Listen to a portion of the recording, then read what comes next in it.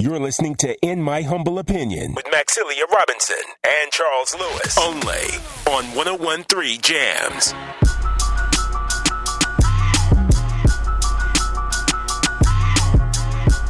Hey, but it's Sir Charles, it's Miss Max, it's Razor's Aaron, and we thank y'all. And as promised, we have Seville's own, a brother that's been doing a lot of great work, talking about none other than children. Storywriter, filmmaker, Darnell Lamont Walker is in the building to talk about some of his work. Darnell, man, thanks for joining us. Yeah, thanks for having me. I appreciate that.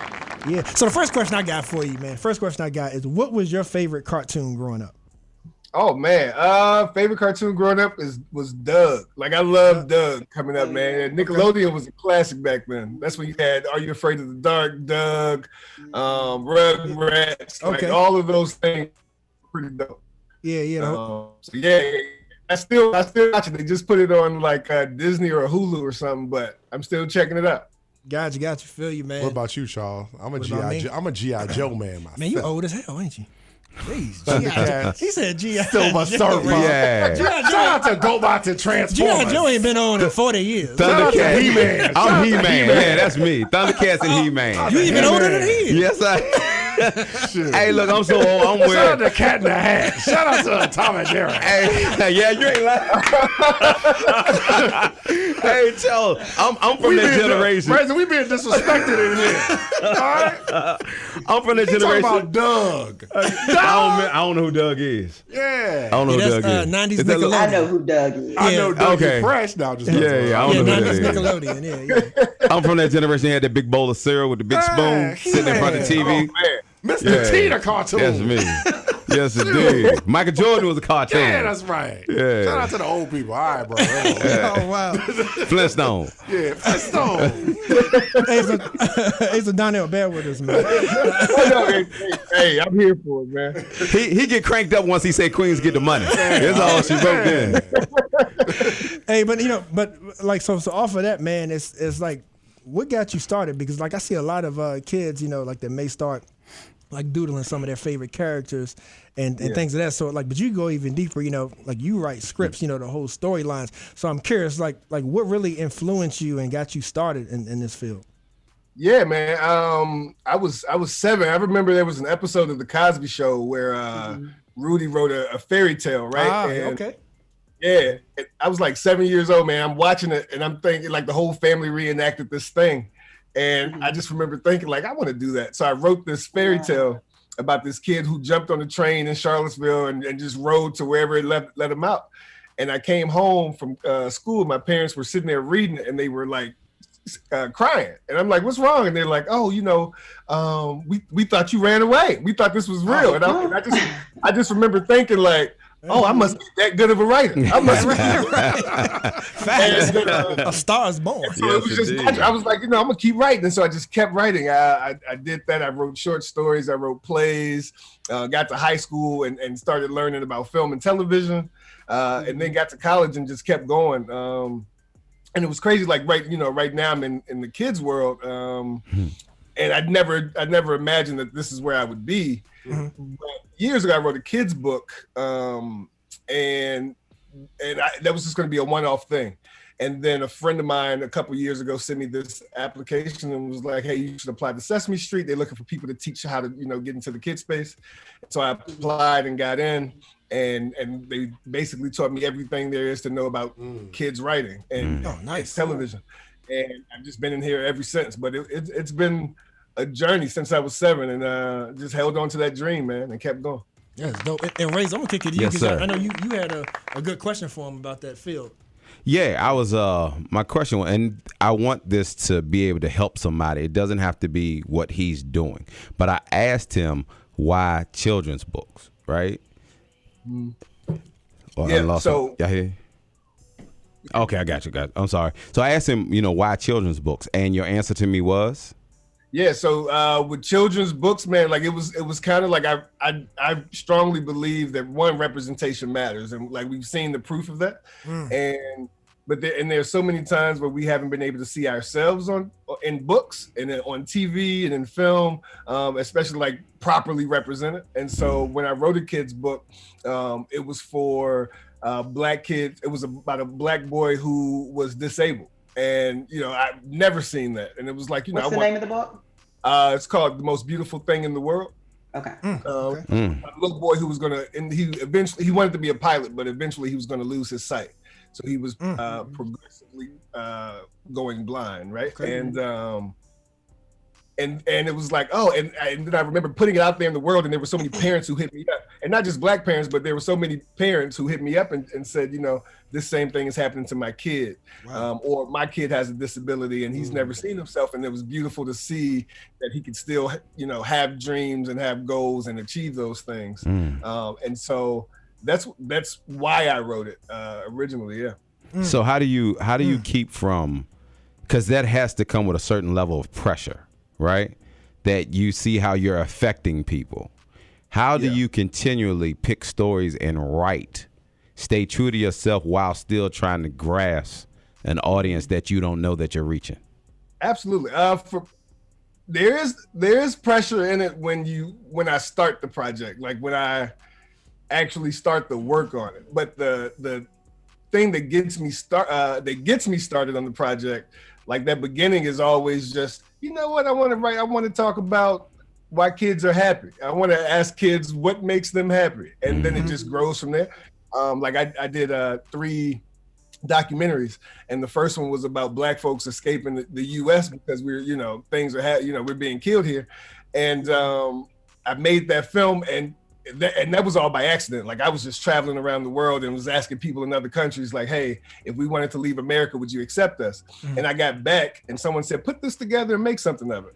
And so while I was putting it together and I'm listening to the people talk that I interviewed, it came to me. I was like, some of these people are dealing with PTSD because of the racism in the US. And so it was all just like this natural thing that just one thing led to another naturally. But when I sat down and said, okay, we're dealing with mental issues because of this, then the pressure came when I had to say, okay, now let me start talking to people about their mental health, and then what am I going to do with it? Oh man, now I got to find funding. Now I got to find festivals to put this thing in, and so forth. And so that's when the pressure came in. But like, I always just, when I got, like, the start was always just, what feels good to me? What story do I want to tell? What's going to go with what I want to do? Like, I just want to make sure that people are happy, people are healing, and like what goes in that direction. I have a quick question for you. As a creative, and I would probably call myself one as well, even though I don't act on it as much as I'd like, or in the past I have, I'm trying to make a better effort. But as a creative, what does that space of creating a book, or writing a script for a Blue's Clues or what have you, what is that? Where do you go to? What is that like? I'm just trying to get in your head a little bit, because I think you understand creative to creative. There's a space. You go somewhere. Yeah. Can you break that down a little bit? Yeah. For me, I really have to get away, and it's a lot of like, everything has to be happy. Everything around me has to feel good. The music has to feel good, the environment, the people I allow around me. And then when when I'm in there, it's just kind of like, all right, let's hope it all just pours out. And where do you go to mentally? Like, where do you escape to there? Mentally, it's chaos in there. It's like, try to, like, we're all working in some sort of creative field. And so, like, that pressure is in there, especially working for other people. It's like, I have to meet these deadlines. I have to hit these points. And so it all just gets in there, and it kind of like, it's scrambled up. And so just trying to get it out, like, I'll sit there, I'll write a word. Like the other day I had a deadline for a show we're putting out. And I think the first 3 days I looked at 3 words on my page and just couldn't do it.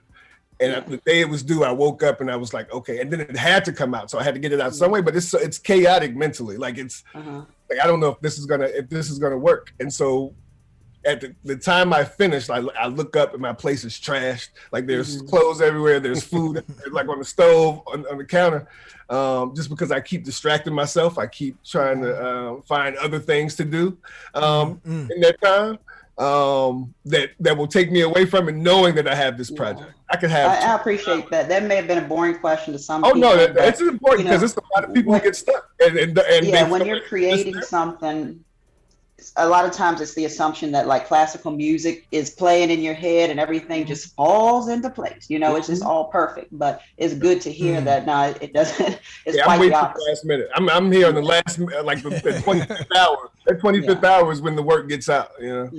Hey, so this is Aaron. I love this conversation. So I had 2 questions. So I'm in banking. And traditionally in banking, I think most people know, it's traditionally, as a professional, it's a traditional white space. So where typically I am not represented in those rooms. I'm typically the only African-American professional in those rooms. So I have 2 questions. My first question is that when you got into the writing space on this level, obviously because you put a lot of work in, is the environment similar?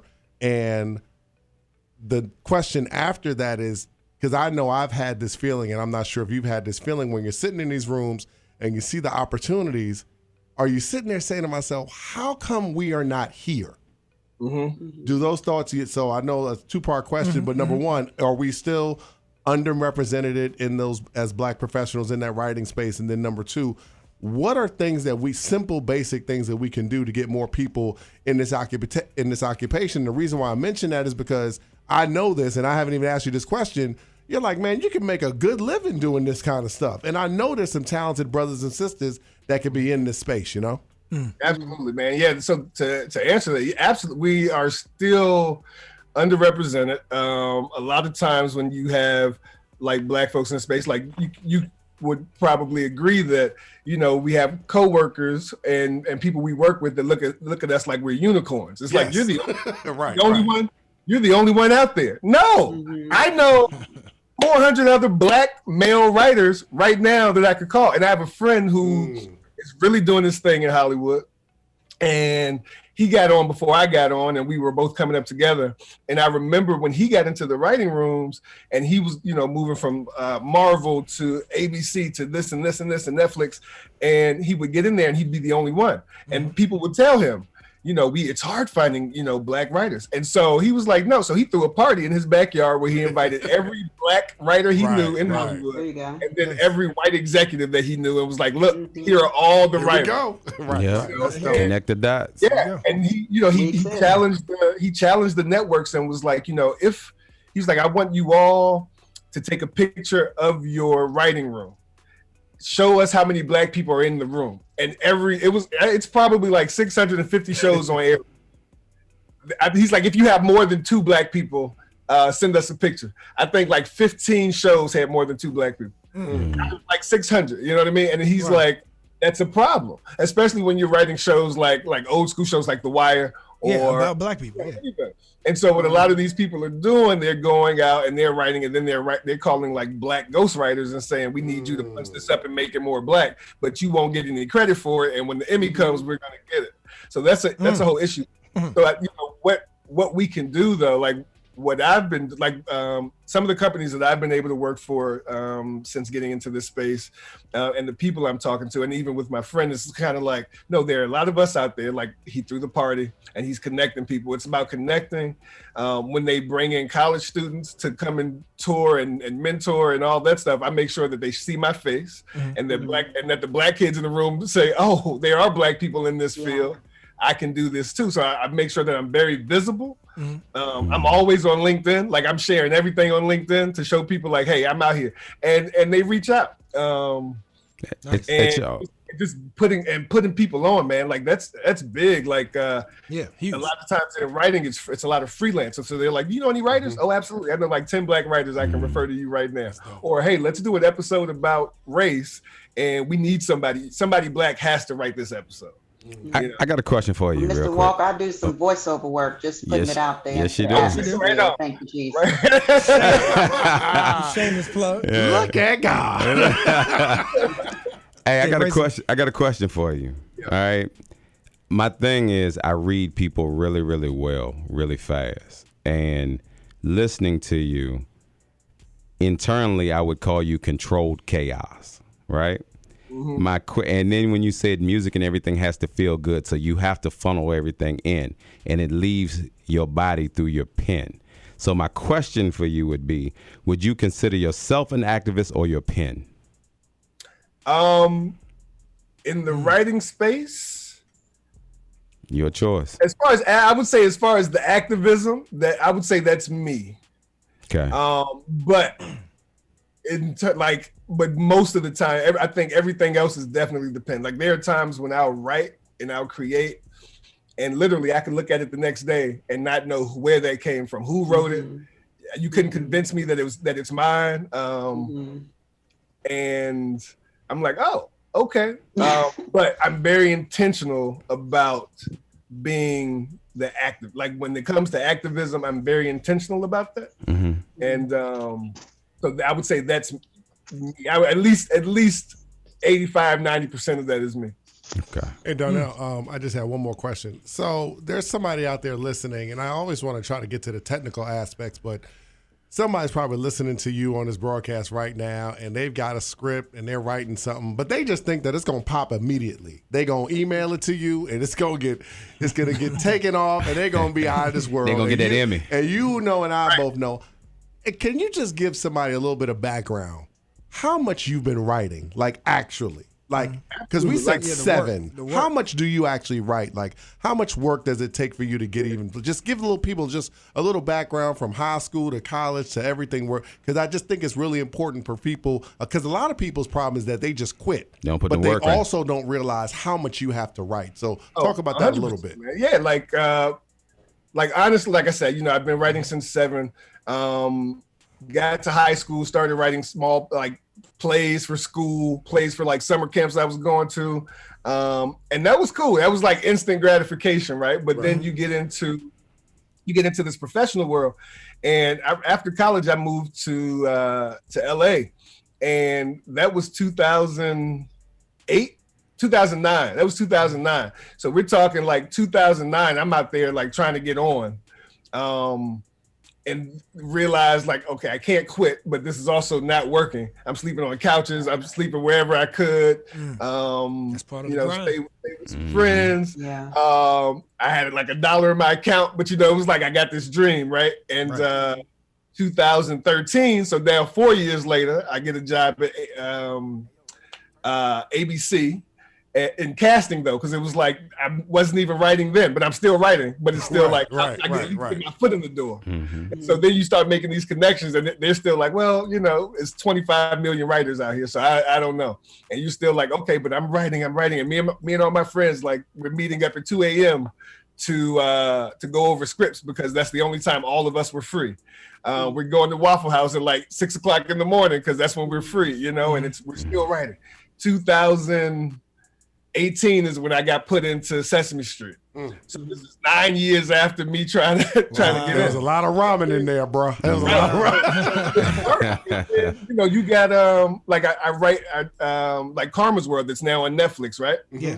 So it's one of the projects that I wrote for, and so just looking at that, there are people. Ludacris created that show 14 years ago, and so this show just came out a couple of months ago.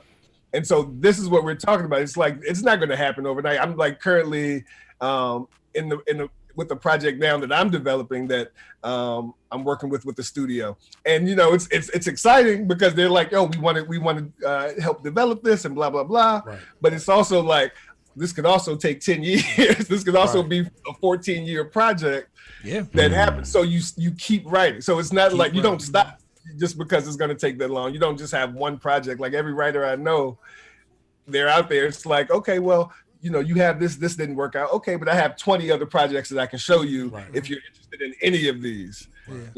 So Aaron, what he's saying is Sea-Dog need to start writing again. Yeah, that's what he's saying. Max, is that what you We're going to get Max a voiceover before we get Sea-Dog. He said keep writing, Sea-Dog. Mr. Walker, don't worry about it. Charles used to rap back in the day. You don't want none of his. We don't want none of them scripts. You don't want none of me got. Hey, but so Darnell, man, thank you for those just joining us. We are talking to Darnell Lamont Walker, Seaville's own. He's a children's story writer, filmmaker, and so Darnell, I noticed you said happy place. Sometimes when you get into your work mode, but I feel like there's much deeper than that. And you even mentioned, the one story you wrote, which was pretty serious stuff. So So like when I go to your website, I'm seeing a lot of great things, and I can tell that you're very diverse in your work, right? So like what I wanted you to do, I want to give you the opportunity because you seem like a pretty humble brother, and I appreciate that. But the work that you have out here for the public consumption and things that people can support, please shout that out. Because like you said, like something like Blue's Clues, that that's a household cartoon. That's and then the work you're doing with Black producers that are taking ownership of our stories and better representing us and our families, within animation, man. Right. Definitely let the folks know what you have out here currently for consumption, how they can support you. Yeah, man. So yeah, we have Blue's Clues is out here. Karma's World, that's on Netflix. If you haven't checked it out, it's an amazing show. Ludacris created it with his daughter, Karma. And it's about a Black girl doing amazing things in the world. She's Black. She has big hair. She's dope. She has friends. Two What's in a Wow is a podcast I write that's on NPR. Well, it's anywhere you can listen to podcasts, which is dope. I work with Tinkercast on that project. My own, I have a film called Seeking Asylum, which is about Black folks leaving America, because of everything that's happening here to us, and just trying to find a safe place. After that, I did Outside the House, which is exploring like Black mental health and why we don't seek the help that we should be, although we should be first in line for these services, because again, there hasn't been a time that we've been in the U.S. that we haven't been without at least stress and anxiety. And then after that, I did Set Yourself on Fire, which is about the global rape and sexual assault epidemic. Wow. And I started that when I was living in South Africa. So those three things are available on Vimeo for sure. You could probably just Google them and they'll pop up, but Vimeo, YouTube for free. I'm working on my own project right now called Our Song, which is a short animated film about a father and son relationship. And so we're in the process of developing that, just reworking the script and changing the budget at this very moment. And then working currently on five shows that we aren't able to talk about right now. But amazing kids animated shows that are coming out that are going to be really, really good. Do you have kids?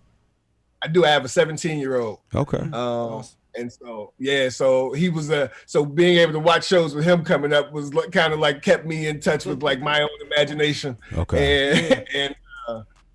And I used him a lot as a consultant. Like, hey, I'm thinking about writing this show.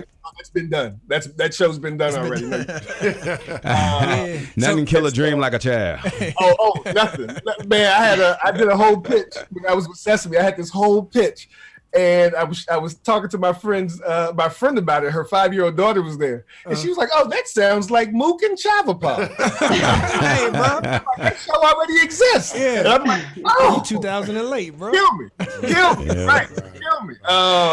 So working on all that, man, and still trying to make more documentaries. I'm always looking to tell stories, looking for people, who want to share stories that say, I have a story I want to tell. How can I do this?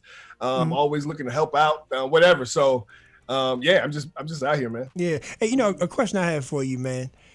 How real, like, now this is kind of like the is wrestling real or fake question. You got some grown ass men that still think wrestling's real. So, like, it's kind of dream killer. Why you was looking at me? Why was you looking at me? No, Queens get the money. Hey, I ain't trying to get you in trouble, nothing, Darnell. But how real is the conspiracy theory of subliminal messages within animated stories? Because you hear that a lot. And now, like, Teen Titans Go is one of my favorites. Like there's a bunch of them that I watch with my kids, like SpongeBob movies. And me as an adult, I watch these things and I'm like, I think I get what they're trying to say, but to kids, it's just Shrek funny. was full it's of just them. funny. Like, so I'm curious, is that intentional, and how real is that for a writer to be able to connect, to keep an adult's attention while entertaining children?